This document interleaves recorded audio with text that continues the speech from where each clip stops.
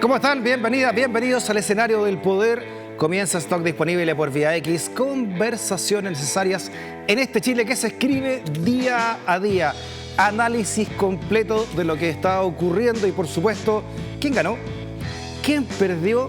Todos ganan, todos pierden. Por eso hace falta realmente que esto se vea en una pauta Stock.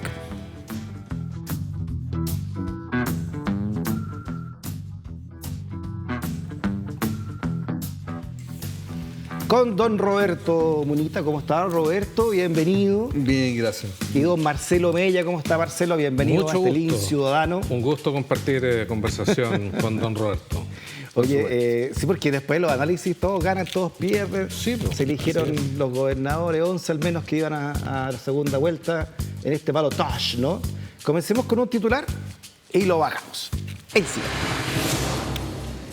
Esto lo dice el Clínica, dice que el PC y republicanos se quedan sin gobernadores, ninguna mujer fue electa y los roles de Matei y Bodanovich, el balance que dejó la elección, dice que los resultados de la elección de la segunda vuelta de gobernadores regionales otorgó un equilibrio entre las fuerzas políticas que dejó una mayoría para sectores afines a la izquierda o centroizquierda.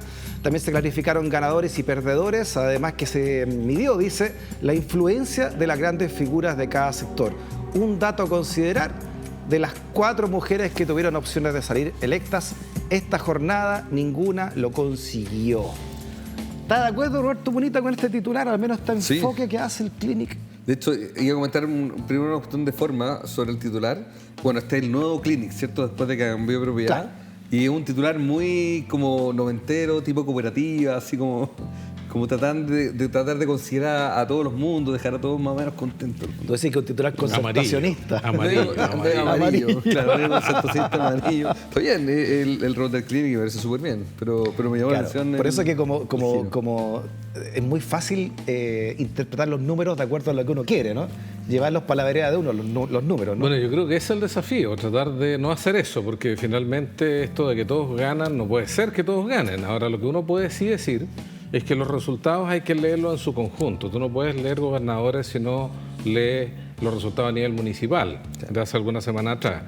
Tienes que poner en relación el resultado de este domingo con los resultados de Consejo Regional y Consejo Municipal y te das cuenta que... Ya, pero hagamos el ejercicio, Marcelo, de acuerdo a lo que tú estás diciendo. No es tan ¿Qué titular univo le hubieses puesto tú entonces una nota como del día después, una del día de hoy, ¿no?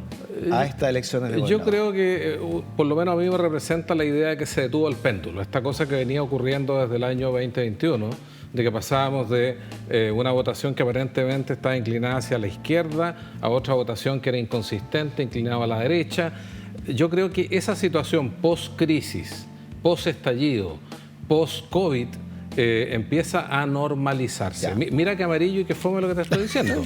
Porque creo que este resultado en su conjunto, y mirando a los gobernadores, se parece mucho a lo que ha sido Chile anteriormente. Así, ¿eh? De hecho, o sea, hay como que las movimiento. placas tectónicas se volvieron a... En primer lugar, lo que tú dijiste, poner en su orden. o lo que se leyó acá en el titular, es decir, los partidos que representan los extremos del sistema político tuvieron un pobre resultado en términos de elección de candidatos. Ahora, eso no significa votación mala. No, por supuesto. Sí. No solamente en esta segunda vuelta, sino que también considerando la primera vuelta. Republicanos llegó con 2 candidatos a la segunda vuelta, no salió ninguno de los 2. El Partido Populista llegó con uno solo y no salió ese candidato. Ya, en honor al tiempo, obviamente nos vamos a centrar en las comunas que tienen más peso político, por lo menos a manera de electorios, ¿no? Santiago, Valparaíso, veamos si a usted le llama la atención alguna otra comuna. Concepción, por ejemplo. ¿Cómo pegó o no pegó el caso de la corrupción, ¿no? En algunas gobernaciones, etcétera? ¿Les parece que hagamos una pausa?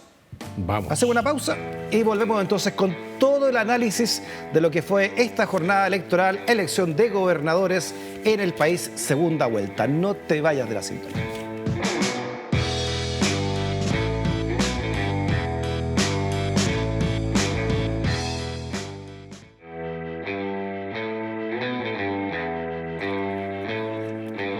Muy bien, seguimos en Pauta Stock analizando el día después de esta elección de segunda vuelta de gobernadores.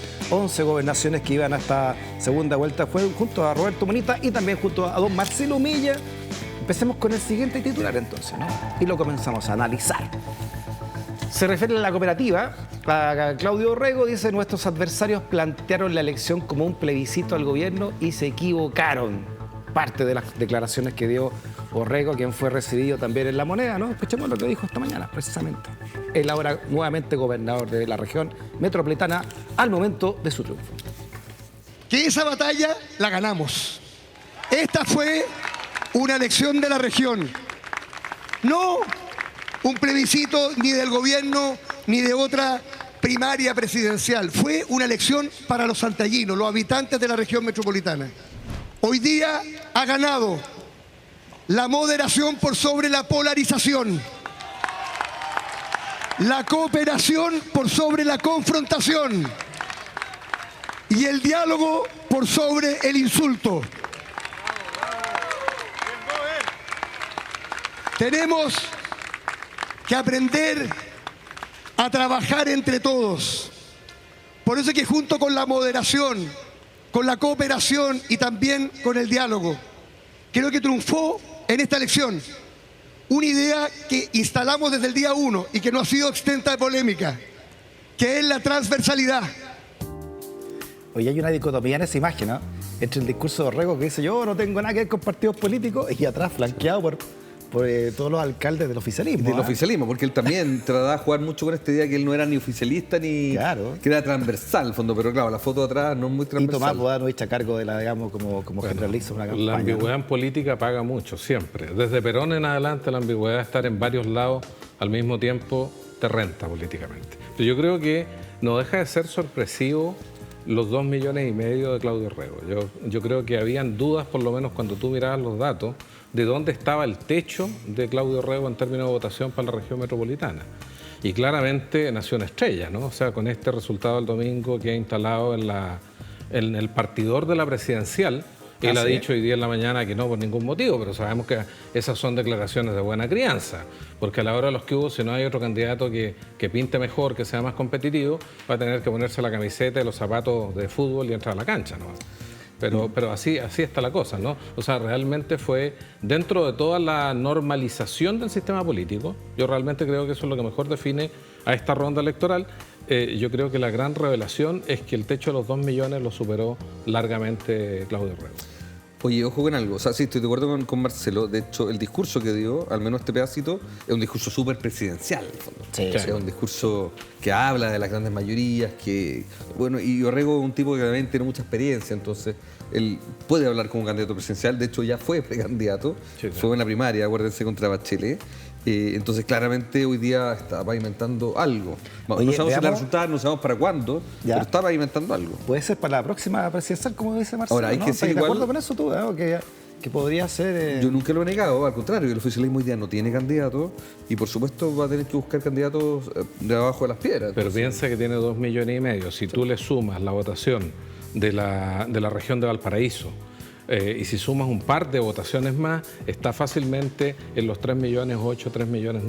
Ahora, eso es en el papel, porque el traspaso de votos no es una cuestión mecánica. Y tendría que ir a una primaria, me imagino. Pero por lo menos en el papel, que es lo que tú tienes a mano para poder definir quién es el candidato o candidata priorizada en un sector político, los datos están del lado de Orrego. No, yo juego con algo, porque tú hablabas, Marcelo, en el primer bloque que, claro, en el fondo esto es la moderación, es como el Chile Fome, ¿cierto? El Make Chile Fome Again, el volver a la antigua concentración, si se quiere, no sé, o sea, salirse de los polos, ¿cierto? Salirse del péndulo de la extrema refundación al extremo... Status quo o conservadorismo. Y eso está muy bien. Y de hecho, Orrego hasta podría representar eso. No es el único, y por eso yo creo que Orrego se equivoca al decir que triunfó la moderación versus la polarización, pero eso lo vamos a hablar después. Pero quiero terminar con una idea. Pero va a ser difícil que Mundaca, que representa otro mundo, que otros candidatos del Frente Amplio que no se sienten tan cómodos con ese registro, le otorguen el apoyo. Esa es la segunda parte, que puede ya tener hablaremos de fuga Mundaca, a la izquierda. Hablemos de Mundaca también, que lo que pasó en Valparaíso, pero quiero mostrarle un titular de la ida esta mañana de Orrego, de Claudio Orrego, a hablar con el presidente Boric, donde le preguntaron, por supuesto, sobre una posible candidatura presidencial. Dijo: Claudio Orrego descarta candidatura presidencial, dijo la tercera, ¿no? Luego de su triunfo en el balotaje de gobernadores. Orrego fue invitado al Palacio de la Moneda a sostener un encuentro con el presidente Gabriel Boric y ahí, además de agradecer las felicitaciones del mandatario, la autoridad regional se planteó sus principales preocupaciones, ¿no? Le planteó ahí al presidente de la República. Ganó en prácticamente todas las comunas del Santiago urbano, salvo las 3 comunas del llamado Barrio Alto, ¿no? Y ganó también, perdió en esas comunas más rurales, donde ganó Francisco Ganó en Orrego, ¿no? Providencia, ojo con eso. Ganó en Providencia, además. Sí. A propósito del traspaso de votos, que no es una cuestión de decir, mira, stock disponible, este es mi stock de votos y te lo paso porque vamos en el mismo sector, en la misma lista. Sí, por supuesto. No es así, no funciona. es así.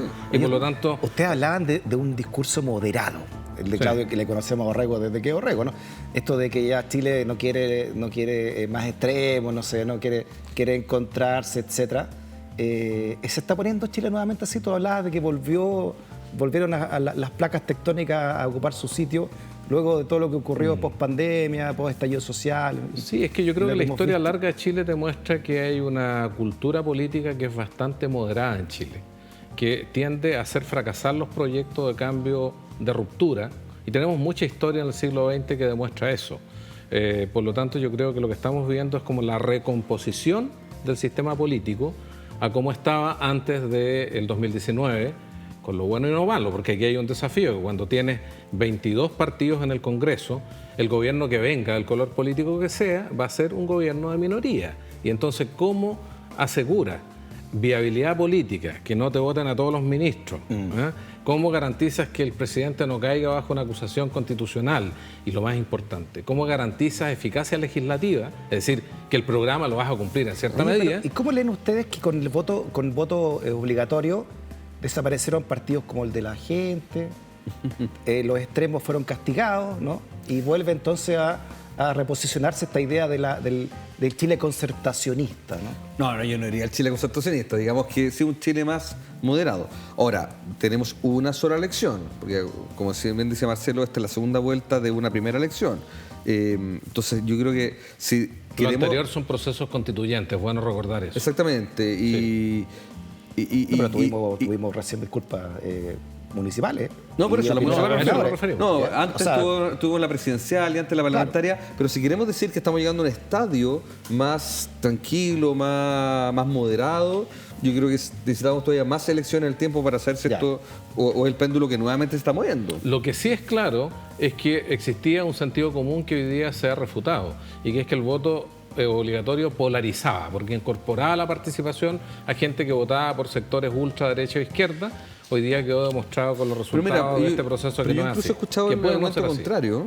Algunos, cuando teníamos voto voluntario, abogaban por el voto obligatorio justamente porque decían el voto voluntario mueve más a los extremos, porque son los más interesados en una situación, que tiene más convicción. claro, en poner su propia visión. En cambio, los más moderados, los más tibios, no se movilizan tanto. Y si tú los obligas, se van a movilizar.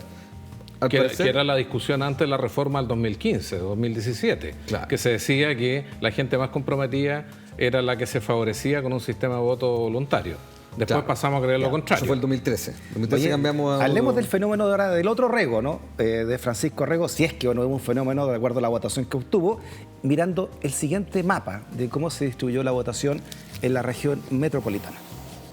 Ahí está el mapa entonces con azul, Claudio Orrego, y en amarillo Francisco Orrego, y esta es la región metropolitana, como se ven, las 3 comunas básicamente del norte de Santiago, las más adineradas, si quieren, pero también los sectores más rurales del Santiago Poniente, ¿no? Melipilla, Isla de Maipo, San Pedro ahí de Melipilla y Calera Tango. Sectores también donde gana la derecha, también un sector fuerte para la derecha. Pero allá arriba tenemos a Las Condes, Vitacura, Barnechea y parece que la Huechuraba, ¿no? Ahora, mira, los Til, gringos... Colina, Vitacura, Las Condes y Lo Barnechea. Los Ahí gringos están son buenos para acuñar lo que yo me llamo los estados morados, porque de hecho lo vimos hace poco entre Trump y Kamala, en el fondo, que uno tiende a dibujar los estados rojos o azules. Ahí acuérdense que en Estados Unidos los republicanos son los rojos. Claro. Entonces, claro, los estados rojos son los de los republicanos, los estados azules son los de los demócratas. Pero me tocó ver hace poco un mapa justamente ya con algo de doble clic, algo de análisis de los estados morados, que que no son tan rojos ni azules, en el fondo, porque allá, claro, el que saca el 50+1 se lleva todos los votos electorales, ¿cierto? Pero puede que tenga el 52% de los votos, no el 80%. Y acá pasa un poco lo mismo. De hecho, está mirando algunos datos. Por ejemplo, en Independencia, que no es una comuna del sector oriente, acaba de ganar un alcalde de oposición y Claudio Rego sacó el 50,8%. Estuvo súper peleado. Y Francisco Rego el 49,2% en fondo. Entonces, y hay otras comunas así. Entonces, efectivamente. Pero perdió en Providencia Pero también fue bien ajustado. Pero. Sí, pero podría haber ganado, estoy de acuerdo contigo. Lo que quiero decir es que, por supuesto, ahí vimos algunas comunas que se pintan azules o que se pintan amarillas, pero no lleguemos a pensar que hay una gran mayoría de uno o de otro, sino que en algunas comunas está bastante balanceado. Pero la verdad es que el mapa que nos presentan se parece mucho al comportamiento histórico más o menos de la región metropolitana, digamos. Entonces es cierto que hay matices y que hay intensidades de votación. Entonces uno lo podría poner en degradé, ¿no? Exactamente. Pero la verdad es que se parece mucho a lo tradicional. Ahora, por sobre el comportamiento tradicional del electorado chileno, lo que tienes es la capacidad o la eficacia de cada sector de armar listas competitivas o de armar candidaturas competitivas.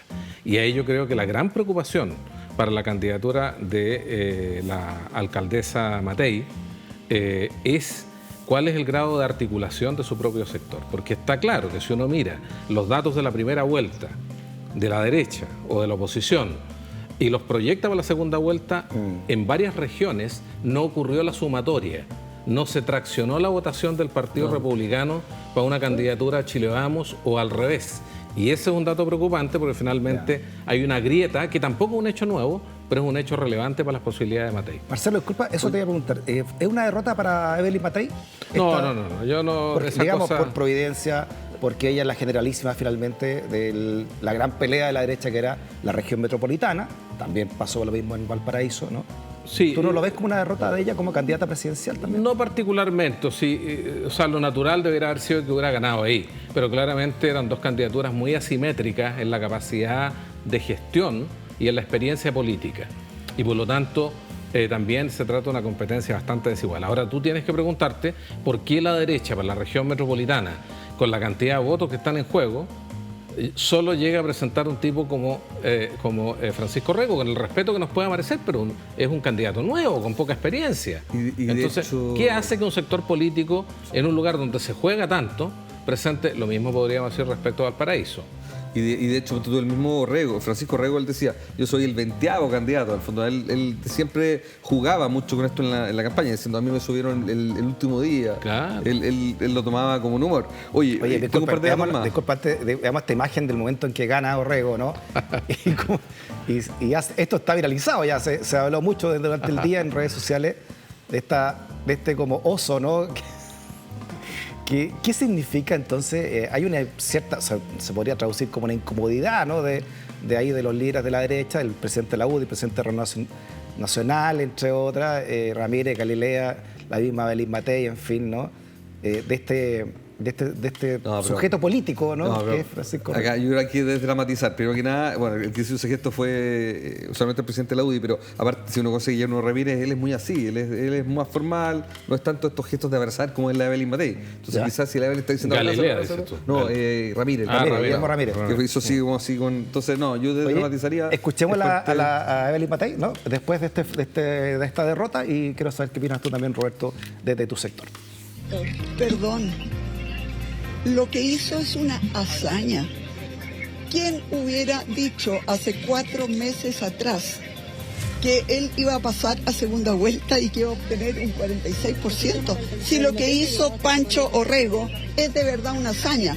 Que ustedes hayan pensado que efectivamente podía ganar ya es realmente darle mucho crédito a Pancho. Pero él partió de la nada. Oye, ustedes son los que le dieron mucho crédito y siempre pensamos que iba a perder, poco menos le faltó decir, ¿ah? Roberto Bonita. Sí, ¿Usted le dio mucho crédito a su candidato entonces, Roberto? ¿De acuerdo? Ahí les no, acá yo vengo con una lista, entonces, claro, esto es hablar de mi candidato.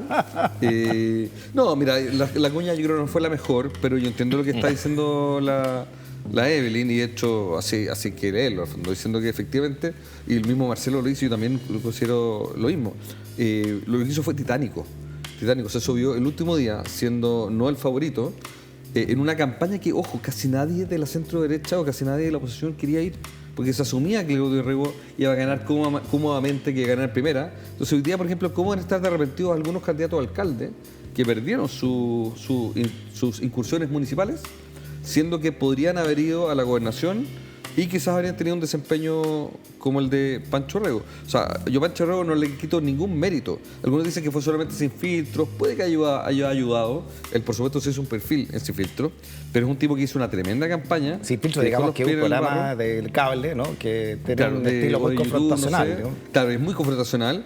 Entonces ahí Pancho Rego se ha hecho famoso. Y eso sin duda que le ayudó. Sabemos tampoco que, o sea, también que no te permite o no te asegura el éxito.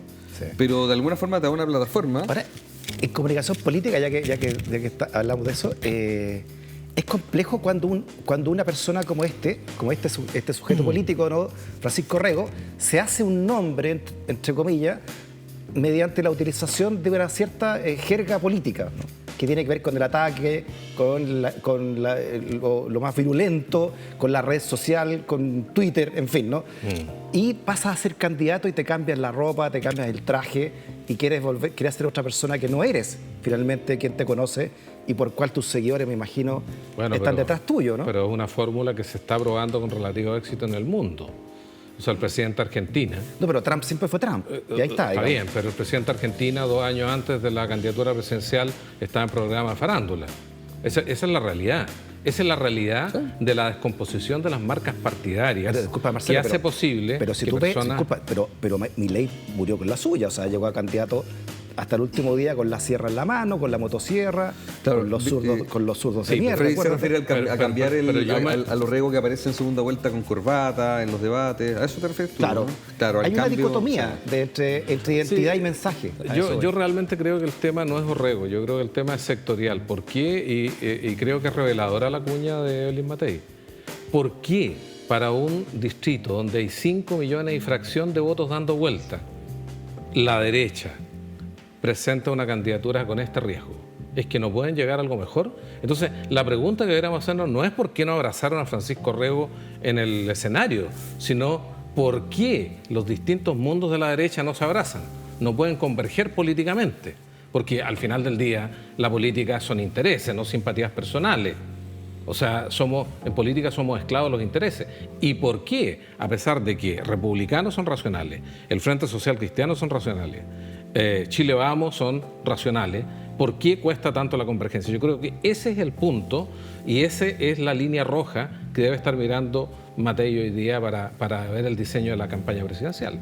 Ahora, son dos discusiones súper interesantes. Voy a ir primero con la segunda y si hay tiempo respondo también lo del cambio de identidad y todo eso. Con respecto al segundo, efectivamente no puedo estar más de acuerdo. De hecho, lo dije recién, en el fondo.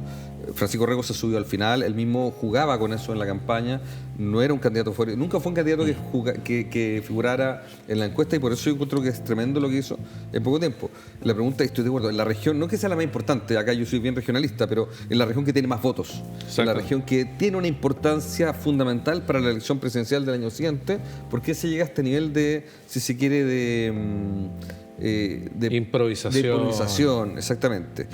Mira, yo creo que el factor Claudio Rego asustaba, porque es un tipo que siempre estuvo figurando en la encuesta, etcétera. Algunos pensaron que era inganable y de hecho Francisco Rego demostró que era ganable, pero aparte tiene que ver también con cómo está configurada las oposiciones. Fíjate tú que Republicanos, tú decís, es un sector razonable, pero Republicanos quiso llegar a una candidata, la señora Santelice, que había tenido una mala performance anterior también. Fue ministra de Piñera, duró un mes, había sido precandidata, no sé qué usted, y tampoco tuvo una buena performance. Y por supuesto muchos decían que la bajaran, que llegaran a un candidato único, con candidato único, y el Partido Republicano nunca quiso llegar con candidato único. Pero el RN llevó a Pancho Rego. Se supone que Pancho Rego representaba una nueva derecha popular, no venía del mundo de este programa de televisión. Y ahí me pasó a la otra discusión. Ese Pancho Rego a mí me parece... Y no ganó ni un voto salvo los que ganan siempre la derecha, ¿no? No, pero insisto, pero hay comunas moradas. Derecha, ¿no? Vuelvo a la metáfora de la comuna morada. Defendió la estantería. Oye, Santiago Centro sacó el 48,5% de los votos. O sea, estuvo bien peleado. Providencia, 47,5. Pero Santiago Centro recién había ganado Desbordes por Está alta bien, mayoría. pero eso no es una comuna de las 3 del rechazo, ni es una comuna donde siempre gana la derecha. Ha ganado a nivel municipal, pero también ha perdido. Entonces, lo que quiero decir es que a Orrego, insisto, no hay que darle méritos porque ese Orrego como de la guayabera, más insolente, más irreverente, yo creo que es un espacio necesario. Fue un buen en la candidato de centroderecha. RN de tu partido haber llevado a Orrego. Sí, a este Orrego, sí. digamos. Acá no quiero hablar como Francisco RN, acá Orrego. yo hablo como analista, como más académico, pero sí, yo considero que fue un buen candidato, insisto. No habían otros candidatos, habían algunos que sonaban, pero casi no habían candidatos que se quisieran ir. Y la primera vuelta fue muy buena. Yo pensé que iba a estar mucho más cercano en voto a Santelice y le sacó una muy buena ventaja. La segunda vuelta, en cambio, ahí puede ser más complicada. Yo lo dije en un programa, no sé si lo dije acá, en otro programa, va a ganar quien logre ser el más moderado, quien logre irse más al centro. A Pancho Orrego chico, o sea, los Orrego chicos, lo trataron de avejentar un poquito. Le sacaron la guayabera, le pusieron corbata, etcétera. Tenía que mostrar más gestión. Y el otro Orrego, en cambio, se sacó el apoyo del Partido Comunista, se fue hacia el centro, mostró fotos con la misma Matei, etcétera. Y al final, para la opinión pública, ese fue el Orrego que logró estar más al centro. ¿Qué les parece? Es como cuando a Frei Ruiztal le sacaron la corbata y no prendió. Y Lagos ¿no? también. Y no Ah, prendió. cuando tuvo que enfrentarse a Marco Enrique Ominami, ¿te acuerdas? Sí, pero a Lagos sí le sacaron la corbata en segunda vuelta y sí le resultó, porque había que lavinizarlo, ¿se acuerdan? Sí, el sí, año sí, 99. claro. Pues al final depende, la comunicación política tiene sus propios códigos. A propósito, Matei, ¿qué le parece este siguiente titular? Carlos Larraín, surgió Carlos Larraín, un incombustible Carlos Larraín, ¿eh? Impulsaré a Francisco Orrego como carta RN a las presidenciales y además mandó un recado, ¿no? Que esto dijo también había sido esto de responsabilidad de Matei porque no ganó ni en la comuna de ella, ¿no? Carlos Larraín. ¿Qué es Carlos Larraín a esta altura? Yo creo que la declaración de don Carlos, que debe estar en Natales, ¿no? En Puerto Natales, hablando desde allá. Va y viene. Ah, va a va y estar viene. entre la O sea, oveja Cameron, en la- y bueno, RN. En la Villa Cameron, algo así se llama. Bueno, Tierra del Fuego. yo creo que las declaraciones Claro. tienen una importancia en la lógica de la complejidad que enfrenta el sector de cara a la nominación de su candidatura presidencial. Porque lo que viene ahora es extremadamente complejo para la oposición. ¿Quiénes son? Primero, si hay una o dos primarias. En segundo lugar, ¿quiénes se meten en la primaria? ¿Quiénes van a llegar hasta el final? Todo eso establece un nivel de desorganización interna o de estrés del espacio político que hay que mirar cómo lo resuelve en este caso los partidos y Evelyn Matei. Yo creo que Evelyn Matei después de esta elección sigue siendo la principal candidatura con mejores probabilidades, digamos, de lo que hay. Pero creo que tiene desafíos que son muy complejos para poder llegar con éxito a la presidencia. Como Carlos Larraín, que es financista de RN durante mucho tiempo. O sea, Entonces, él todavía- visibiliza y un un prócer, cálculo que está sí. presente en el sector, digamos, ¿no? No, y un proceso que efectivamente es bastante seguido por alguna gente dentro de RN. Ahora, yo quiero partir por coincidir con Marcelo en el sentido que Evelyn Matei sigue siendo la candidata, o sea, si vamos desde la oposición hasta el oficialismo, que hoy día está mejor expectada, lo que no implica que esto sea carrera corrida, Para nada. y ella lo tiene que saber antes que nadie. Acuérdense que un año antes de las elecciones, los más probables candidatos en el balotaje eran Jadwe y Lavín, y ninguno llegó ni siquiera Sí, no, a pero, la Roberto, primera pero yo no vuelta. entender algo. Cuando alguien como Carlos Larraín, con el peso que tiene y que sigue teniendo en RN, dice, mi candidato es este. Y RN hace rato que viene diciendo que su candidata es Evelyn Matei. No, No Al todo menos- RN, ¿Ah? no todo RN, ojo con eso. Por eso te Dentro digo, de RN hay una facción ¿qué significa que Carlos Larraín diga, este es el candidato, Poner este podría costos ser un para la candidato? negociación parlamentaria, pues Claro. eso es lo que viene ahora. O para la negociación de RN de subirse al carro de la Evelyn Correcto. Matei y meter su gente, meter ideas programáticas. La y política todo son eso. intereses, lo que está haciendo este caballero es ponerle precio al apoyo. Ahora, y Carlos Larraín siempre ha tenido una agenda muy particular, muy propia y muy anti-UDI. Entonces a mí no me sorprende en lo absoluto. La pregunta es por qué decidió darle el apoyo a Orrego y no, por ejemplo, a un Pancho Chaguán o a una María José Gatica. No sé, y ahí la respuesta yo creo que es que efectivamente la hazaña que hizo Francisco Orrego, a juicio de Carlos Larraín, que siempre vio a Francisco Orrego con su delfín, hace poner la ficha en él. O sea, acá los más enojados a mi juicio tienen que ser otros dirigentes de RN que ¿por qué no le dieron el apoyo a él? Pero no me imagino en ningún momento Carlos Larraín diciendo que Es un personaje en todo caso. vamos a apoyar a Evelyn Matei. Oye, porque lo que dice Marcelo igual es cierto. ¿Ah? Mira a la derecha la cantidad de bloques que tiene. Los republicanos están divididos al menos en dos. Los republicanos, ¿no? Por el lado de Casi y por el lado de Rojo Evo, no sé qué. Que ya no está en el Partido Que Republicano. ya no está en el Que Partido ya no Republicano, está. pero surgió de ahí. Sí. ¿Ya? Después tenéis los social cristianos. que este grupo evangélico también, Ahí está el político Rojo ahora. evangélico, donde está Rojo Edward también como uno. Ya. Después tienes en la derecha más, llamémosla tradicional, Chile Vamos. Pero luego viene la otra, la derecha que juega a ser, que se cree, o dice que es de centro, ¿no? Que están los amarillos y los demócratas que no han prendido, pero los demócratas tienen 2 senadores que también están peleados entre ellos. Pero tienen los 2 lucas, senadores ¿sí? que hay por Orrego. No aprendió, pero tienen lucas. Entonces hay una división importante en la oposición, ¿eh? Pero eso está bien, sí, por eso yo antes hablaba de las oposiciones. Y recuerden cuando estaba Piñera en el gobierno, ¿cuántas oposiciones habían? Y oposiciones también que no conversaban mucho entre ellos. Por ejemplo, se nos pasó hablando de los resultados de la elección de gobernadores, se nos pasó a hablar de la ADC.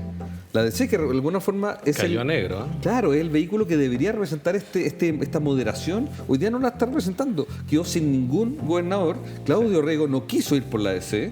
Sí, pero los 2 independientes que hay en este resultado son Zafirio y... Que vienen de la ADC, pero Orrego. justamente se pelearon con la ADC. Con la ADC se ha peleado todo el mundo, desde los Jorge Burgos, Sí. la Soledad Alvear, etcétera. Entonces hoy día yo siento que hay una moderación que no está logrando ser Pero captada por la tiró ADC. la pelota para la ADC. Ya, pero la derecha, ¿cuál es el desafío de la derecha, Roberto? De tu sector ahora, porque tiene que ser gobierno, ¿no? Es la idea, o sea, cuando nuestra política es justamente para Por eso. llegar al poder. ¿Y cómo se logra eso, no? ¿Hacia dónde? Así como la izquierda dice, no, la moderación, vamos al centro, se están desmarcando de ciertos sectores. ¿Ustedes cómo lo hacen? Ya, acá yo quiero hablar, insisto, no como vocero de la derecha, porque aparte no lo soy, sino que ya lo has dicho. como analista, al fondo, porque efectivamente hay distintas fórmulas. Hay una que a mí me gusta más, obviamente, pero hay distintas fórmulas. Algunos dicen que hay que buscar la fórmula clásica de la derecha tradicional, al fondo, y eso diría desde Evópoli hasta Republicano, tratar de armar una primaria en conjunto, etcétera. Evelyn Matei, por ejemplo, habla de la primaria lo más amplia posible, o la coalición lo más amplia posible, desde demócratas y amarillos hasta republicanos. El problema es que a los demócratas y a los republicanos, igual que en Estados Unidos, tú no los puedes poner en la misma sala porque no hacen sinapsis. Y a mí, en lo personal, me gusta más la fórmula de la derecha más moderada o la centro derecha, algo así como la concertación, pero desde el centro hacia la derecha. O sea, ir desde, incluso invitar a la ADC, pero Ya. lo que queda de la ADC, pero desde demócrata y amarillo hasta lo que algunos llaman la derecha democrática, al fondo. Yo creo que tiene 2 momentos, ¿eh? Yo creo que el momento inicial es la negociación parlamentaria. Pero eso tiene un problema, porque hay gente que no... A ver, creo que esto se resuelve con cupos, eso es lo que estoy diciendo. La distribución de los cupos, y ahí Chile Vamos a tener que hacer un sacrificio si quiere tener la adhesión de grupos de republicanos y del Frente Social Cristiano. Ahora, hay gente de esas 2 marcas partidarias que no van a ceder, porque están en una lógica más bien de movimiento social, de defender cierto proyecto, incluso sacrificando lo electoral. Ya. Entonces, te das cuenta, ahí hay gente con la que no vas a poder llegar a acuerdo, pero con la que sí vas a poder llegar a acuerdo, la negociación parlamentaria es clave. Y posteriormente, si llegara a prosperar ese proyecto y Matei llegara a la moneda, esta idea de, puede ser un nombre distinto, pero un gobierno de unidad nacional, que el presidente Boric se lo perdió. Tuvo más de un momento para hacer una convocatoria amplia. Y se demoró. A propósito de eso, en la UDI ya respondieron, ¿qué les parece, no? Que Francisco Orrego vaya a una primaria. ¿Sí? Dice, aún no ha sido socializada, dijo ahí Guillermo Larraín, diputado presidente de la UDI, flanqueado por otro diputado ahí, Coloma hijo, ¿no? Sí. Así Y el que secretario del partido. no, con esa, no sé si esa foto fue del momento, porque ¿no? Es una foto Las media, caras no están muy alegres. No. un poco, no está Están muy un poco alegre esa tensos foto, ¿no? los músculos de la cara, ¿no? Oye, dijeron la ADC, uno de las generaciones que la ADC tenía 1/3 en la Cámara de Diputados, Sí, ¿se un acuerdan o no? 30%. Eran 39, 40 diputados de la ADC en una Cámara de 120. Sí. El poderío, ¿eh? Y en la universidad ni hablar, ¿no? Y gobernaron lo que durante 10 significaba la años ADC. ininterrumpidos. O sea, dos largos gobiernos. Hoy día viene de profe de historia, porque sabéis que eso tiende a pasar.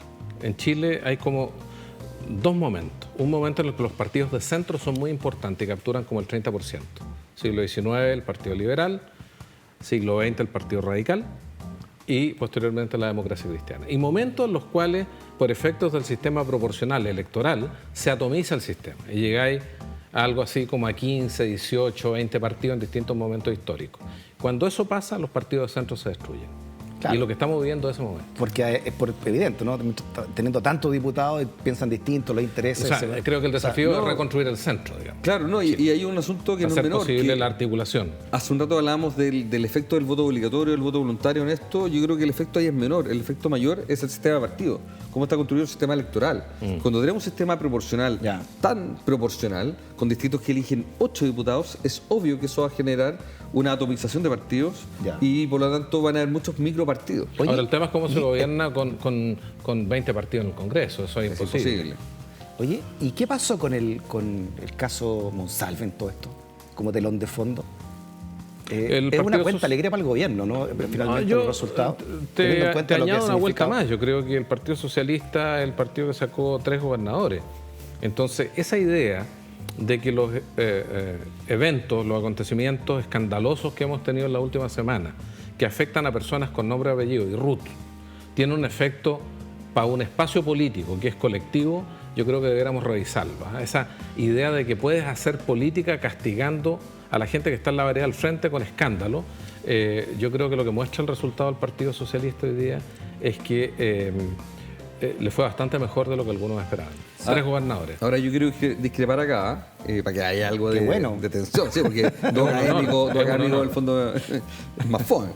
No, a ver, yo pienso, tengo una idea distinta. Primero que nada, de los 10 gobernadores que eligió el oficialismo, o que sacó el oficialismo, incluyendo, voy a meter dentro de ese saco oficialismo a Orrego y a Zafirio, de los 10 que no son de oposición, digamos, de los 10 que no son de derecha, 9 de ellos iban a la reelección, ¿ya?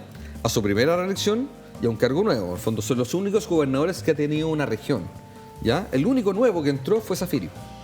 Todos los otros, y que más encima le ganó al que iba a la reelección, claro. O sea, le ganó al único de derecha que iba a la reelección. Todos los otros que ganaron no son liderazgos nuevos, no vienen de afuera, son liderazgos ya aprobados que ganaron su reelección. Entonces, ahí por supuesto, ya el oficialismo venía con algo ganado al fondo, venía con puntos ATP, esto es como la ATP, con puntos que tenéis que defender. Entonces, y mi segundo elemento, en las regiones más alejadas del centro, es más probable que el gobernador tenga un peso mayor y es más probable que ahí haya mucho voto cruzado. De hecho, en Antofagasta, la capital regional fue ganada por Evópolis y pasaron 2 candidatos de izquierda a segunda vuelta. Entonces hubo bastante voto cruzado y ahí estoy de acuerdo que el caso Monsalve probablemente no influyó en nada porque la gente, si me gusta mi gobernador, si está haciendo las cosas bien, lo reelijo. A la luz de los resultados, por ejemplo, veamos lo que pasó en Valparaíso. El caso Monsalve, como se quiso plantear, ¿no? De alguna manera, no le pegó al gobierno, ¿no? Por ejemplo, Rodrigo Mundaca, ¿no? Y esta tremenda votación que sacó en Valparaíso frente a la UDI María José Hoffman, ¿no? 62,5 versus 37,5, redondeando los números. ¿Qué representa el triunfo tremendo de Rodrigo Mundaca contra una persona importante en la UDI, diputada varios periodos por la zona, como María José Hoffman, que en su derrota dijo que eran muy buenos todos estos votos que ella sacó, estos 400.000 votos que sacó?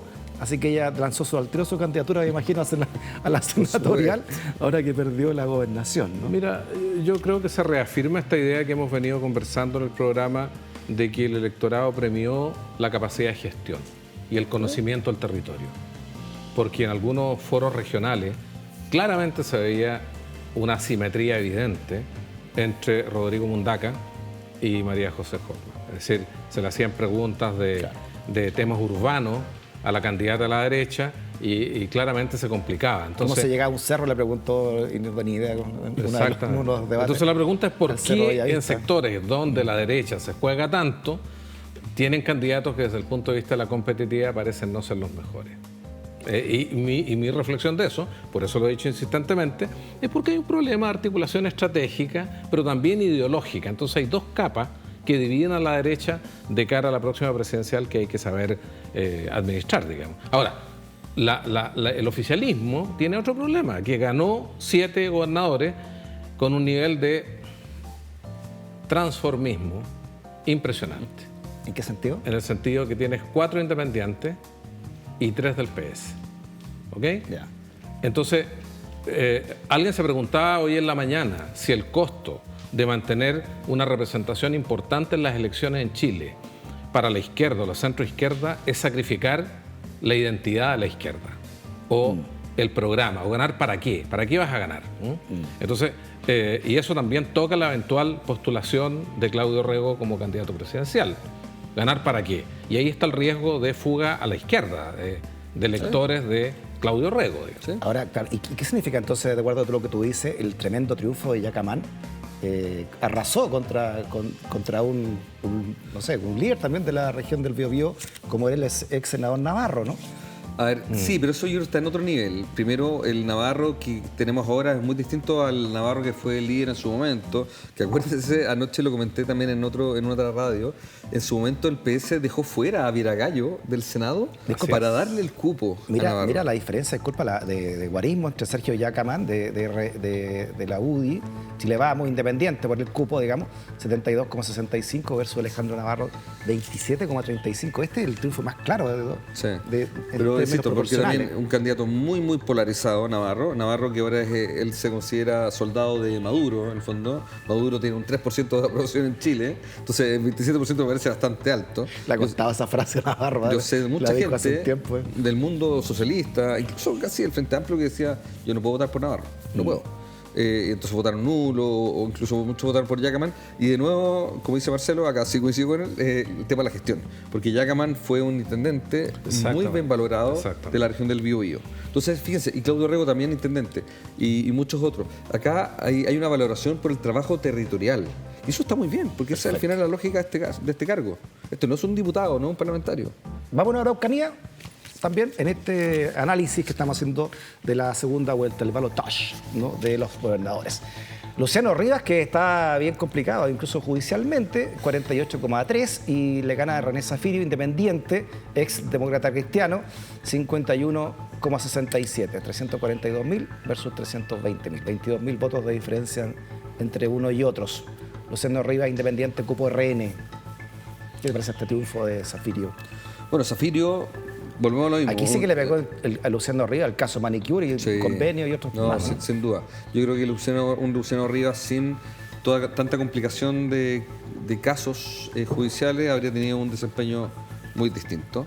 Y Zafirio, por otro lado, resultó ser un súper buen candidato. Bueno, sabíamos que era buen candidato.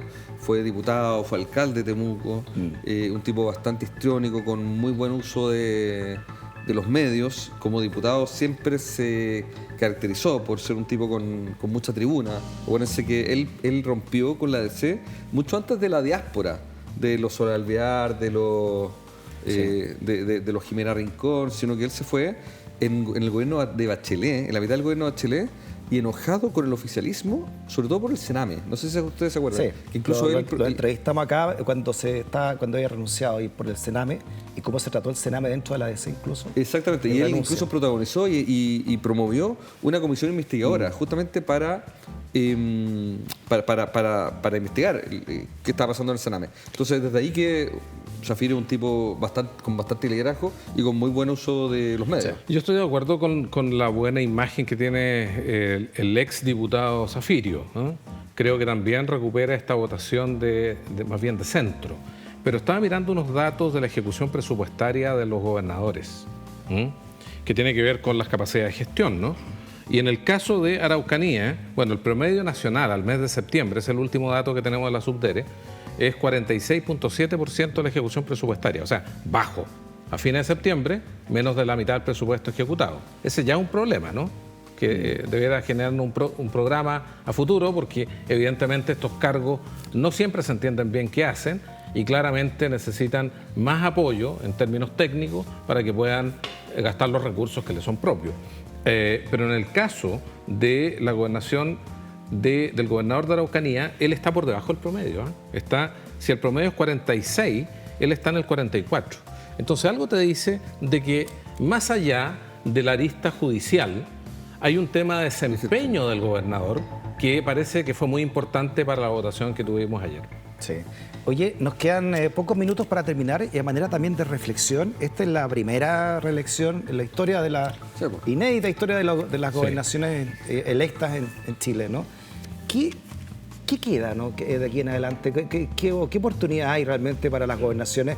También metida dentro de todo un escándalo de corrupción, varias gobernaciones. El caso de convenios transversal, ¿no?, y de norte a sur. ¿Qué es lo que se debiera aprender ya en esta segunda vuelta y también qué podría significar de cara a las elecciones del próximo año? Acá yo creo que los cores, los consejeros regionales, van a tener un rol fundamental. De hecho, son varias las regiones, me atrevo a decir que más de la mitad, pero no tengo la cifra exacta. Más de la mitad de los gobernadores regionales van a tener consejos regionales integrados por los cores en contra. O sea, con mayoría opositora a ellos. ¿Ya? Y eso ahí los cores tienen un rol clave, porque efectivamente, tal como se mostraron las cifras, hay muchos millones de ejecución. Pero muchos. Muchos. Con los casos convenios nos enteramos que eran varios miles de millones de pesos. Y el problema es que la gente todavía no sabe bien qué hace un gobernador y lo único que siente es que tiene mucha plata para disponer y que esa plata, si tú tienes mucho poder económico y pocas facultades, hay una invitación, hay un incentivo a mal utilizar los recursos. Entonces ahí los cores van a tener que tener un rol fundamental. O sea, la fiscalización es clave, Clave. la Contraloría es clave entre esos fondos. sin que duda. se Yo creo que es buena noticia que exista lo que dice Roberto, que hayan gobernadores que no tienen mayoría en los consejos regionales, porque va a actuar ahí el Consejo Regional como freno y contrapeso de actuaciones discrecionales que podrían estar más allá de lo legítimo, más allá de lo legal. Pero creo que hay dos esfuerzos que el gobierno central debe poder hacer. Primero, dotar a los gobiernos regionales de mayor apoyo técnico profesional. Pues la verdad es que cuando tú piensas cómo partió esta historia, con gobernadores que habían sido designados que no tenían ni siquiera espacio físico donde sentarse y no tenían profesionales para hacer un proyecto, por lo tanto no tenían capacidad técnica, la verdad es que es un riesgo muy alto generar cargos sin el respaldo técnico necesario. Y por otra parte, antes de llegar a la dimensión judicial o de delito, es necesario que el Estado fortalezca una descentralización que tiene sistemas de cumplimiento funcionando. Es decir, antes de llegar a que la Contraloría te muestre tarjeta roja, antes de llegar a Fiscalía, necesitamos un sistema que ayude a las autoridades. Un control previo. Un control previo o un control de monitoreo de la ejecución de los programas para tener programas que efectivamente gasten las lucas donde se debe. Ya. Oye, no me dijeron ni un concepto de la última votación antes de las presidenciales del próximo año. Hay primarias. Concepto. Hay primarias. Sí, claro, por supuesto. Ya, pero antes de la primaria entonces, ¿qué te parece esta elección de gobernadores? ¿Es una luz amarilla para la derecha? No, o sea, menos que una luz amarilla, por supuesto es una alerta para los que pensaban que esto era carrera ganada. Yo creo que es bueno tener esas alertas. Perfecto. ¿Y qué significaría para el oficialismo? Yo creo que en ambos casos, Freddy, lo que aparece después de la elección de este fin de semana es que tenemos un Chile más parecido al previo al 2019, perfecto, lo que establece el desafío de construir gobiernos y mayorías en una lógica de mayor estabilidad. ¿Es posible moderado, dice usted? Yo no sé, porque tiene un sesgo medio peyorativo eso. Yo creo que Chile ha sido históricamente un país de cambios graduales y yo creo que estamos más cerca de eso de lo que estuvimos en los últimos 4 o 5 años. ¿Pero por qué hacer peyorativo, ser moderado? O sea, amarillo, pues partimos hablando en este programa de amarillo. ¿Pues hay un partido político que se llama amarillo? Y Roberto se enojó cuando le dijo amarillo. No, yo me autodefino amarillo, siempre, mis amigos se venden en varios chats. Oye, muchas gracias por la reflexión, por el ánimo también y por haber venido este lunes a ayudarnos a entender esta elección, inédita elección en la historia de Chile, segunda vuelta de gobernadores. Roberto, abrazo grande, buena semana, a partir también Marcelo. Un abrazo. Gracias por la sintonía y por ser parte de esta comunidad del pensamiento. Nos encontramos mañana, siempre desde el Link Ciudadano de Vía X. Chao, chao.